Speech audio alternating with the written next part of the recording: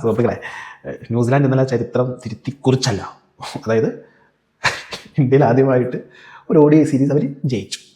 ഇത് 8ാം തവണയാണ് ന്യൂസിലാൻഡ് ഇന്ത്യയിലേക്ക് ODI സീരീസ് കളിക്കാൻ പറ്റുന്നത്. 1988 അന്തകാലം മുതൽ, ഈ വീഡിയോ കാണുന്ന എത്ര പേര് അന്ന് ജനിച്ചിട്ടുണ്ടെന്നറിയില്ല, എന്താണെങ്കിലും അന്തകാലം മുതൽ ഇവർ ഇവിടെ വരുന്നതാണ്.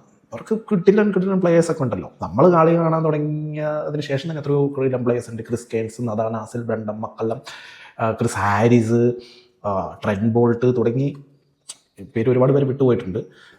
റോജർ ടോസ്, ഒരുപാടുണ്ട്. ഇവരൊക്കെ ഇവിടെ ODI സീരീസ് കളിക്കാൻ വന്നിട്ടില്ല, പക്ഷെ ആർക്കും ജയിക്കാൻ പറ്റില്ല.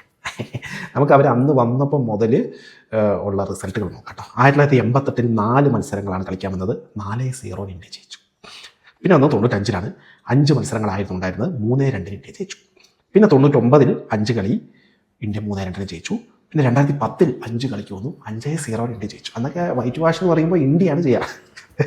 2016 5 കളി കളിച്ചു, 3-2 ഇന്ത്യ ജയിച്ചു.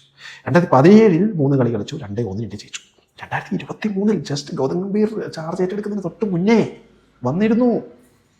3 കളിയാണ് കളിച്ചത്, 3-0 ഇന്ത്യ ജയിച്ചു.